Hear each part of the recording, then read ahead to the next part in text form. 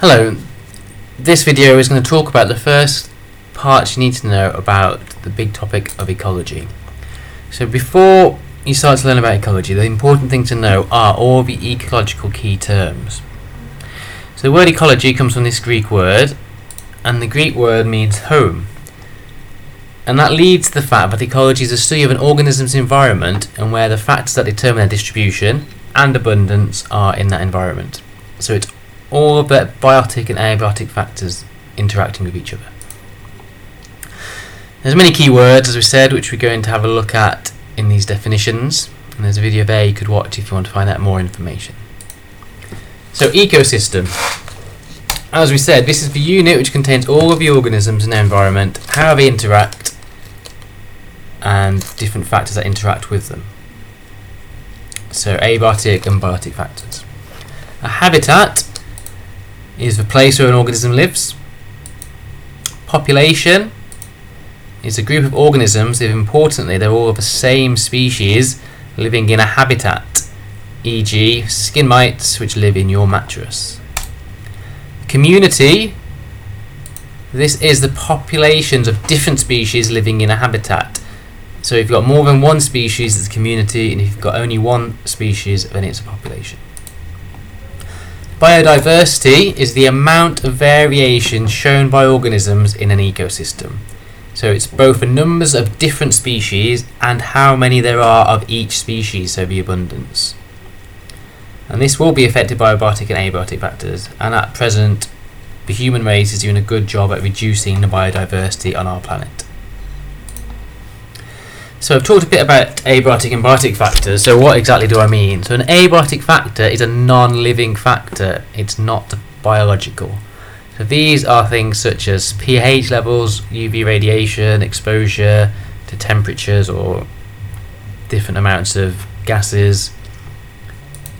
Whereby the biotic factors are biological factors, so these are things caused by a living organism. So how much food there is, because that's all to do with living organisms.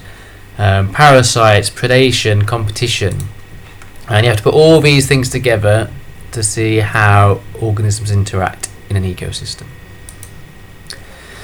Now, when we look at a food chain, the food chain always has to start somewhere, and it always starts with producers, and producers make its own nutrients using energy from the sunlight through the process of photosynthesis. So all the energy in the ecosystem ultimately comes from the sun, and that gets converted into glucose during photosynthesis. Remember, plants also get rid of the carbon dioxide, which causes global warming, and release oxygen, which we need to breathe. They also require water, which they use in photosynthesis, and excess water is transpired out through their stomata. The word equation to photosynthesis, remember, so you need water and carbon dioxide, and it gives oxygen and glucose. A consumer is an organism that eats another organism to get its energy, such as humans. Decomposers get their energy from dead or waste organic matter. And the food chain shows what animal eats the previous organism. And the arrows show the flow of energy. So there's lots of energy in the leaf, some of that energy goes into the caterpillar when it gets eaten, and so on and so on. Remember, the original energy all comes from the sun.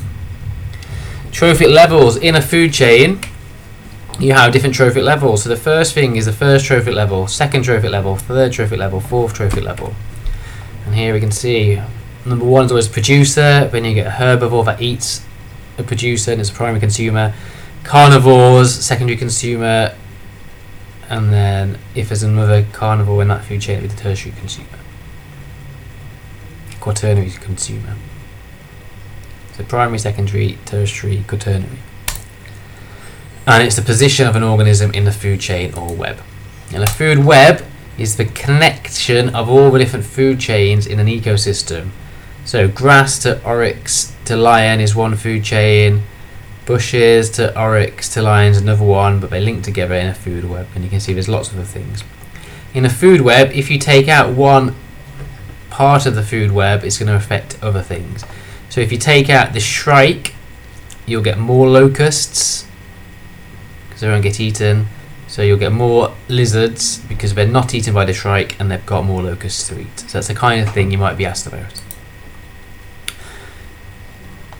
There are various things. Have a look, see if you can work out the correct ecological term, and I'll put the answer up in a second.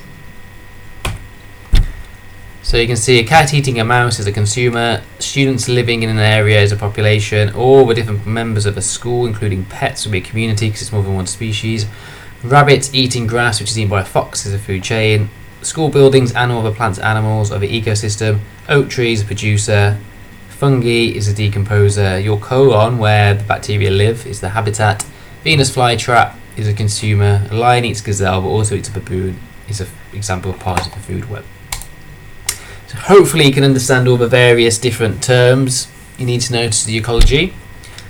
Next, we're going to go on to looking at how energy is transferred down these food chains. So, energy through an ecosystem, so you need to understand the transfer of substances and try and work out why it's only about 10% of energy is transferred from one trophic level to the next. So we just talked about food chains, and the arrows represent the transfer of energy from one organism to the next. So as we mentioned earlier, the sun is the original source of the energy put into ecosystems. Producers convert the light energy into chemical energy through photosynthesis, and then things can eat the producers to get the energy from consumption. However, there's quite a lot of losses. Only 1% of the energy is used by producers from the sun. And then from then on, only about 10%. So each level you're losing. Here we've lost 99%. And then you keep losing less, more and more energy. So by the time you get to the hawk, very little energy is passed on. And that'll be important when we look at things like farming. So, what happens to the other 99% of this sunlight? Lots of different things can happen. Over 90% is reflected by the atmosphere. Not all the sunlight will fall on a producer. Sunlight will pass straight through the leaves without hitting a chloroplast, so it's called transmission. Sunlight is the wrong wavelength. Our plants are green because they reflect green light. So green light will not be absorbed by the plants for photosynthesis.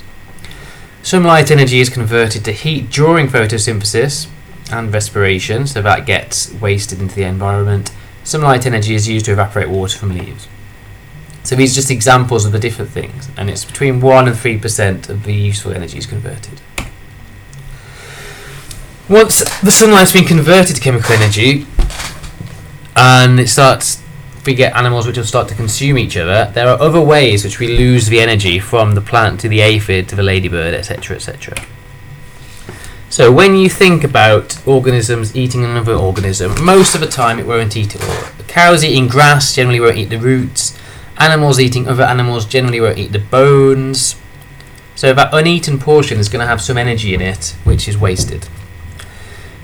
Some eaten organism may not be digested. So when we eat vegetables, any cellulose we don't digest, and it comes straight the way out, and it's egested out of the anus. Much energy is lost as heat in respiration. So respiration is an exothermic reaction, and we use that energy up so it doesn't become new organic matter, it becomes lost as heat. So things like movement, reproduction, sensitivity to how we interact with the environment, excretion and nutrition are all things that will use up the energy. Growth is not included because obviously when an animal grows it's adding new biomass, so it's not wasted because the next animal could eat it. Just an example of a horse, so it's going to lose energy for cellular respiration. Biomass comes in as food, it's digested, some of it's lost as feces, some as urine, and the bit which is passed on is this bit which is turned into new horse biomass. Okay, so if we look at a food chain, very, very often they won't last more than 5 trophic levels. Remember, trophic level, that'll be trophic level 1, 2, 3, 4, 5, and 6. So in this case, phytoplankton absorb sunlight, they use photosynthesis to get their energy. so they are the producers. In an organic environment, because a lot of the animals are quite small, they will get more of the energy from the previous ones because they will eat the entire organism, and often there are bones, so they're not left out. So the zooplankton will eat the entire phytoplankton, so there's less energy wasted. And the krill will eat all the zooplankton, fish will eat all the krill. It's only really when you get to the sea and the orcas, the seals and the orcas, which won't eat the entire animal. So because energy is always lost through an ecosystem, it will put a limit on the number of trophic levels in a food chain. Less and less energy is available higher up the food chain, so eventually another trophic level simply could not be supported. Generally, less energy is lost because movement, since water provides support, and so energy goes into creating biomass. So we haven't got to fight against gravity the entire time. It's one of the most complex food webs, and as we said previously, very often the animal will eat all of its food without leaving any behind. So in a bit of a crossover with physics, we can look at these energy losses in terms of Sankey diagrams. So the Sankey diagram, the width of the arrow is proportional to the flow quantity. So energy coming in is the thickest because that's all the energy coming in, and you can see all the various places it's lost, and this is where it's turned into new biomass. These are the 3 places it's lost. So you've got a task to match up the animal type with the correct Sankey diagram and justify your choices, and that'll be in your workbook. And why is so much of the sun's energy not turned into biomass in plants?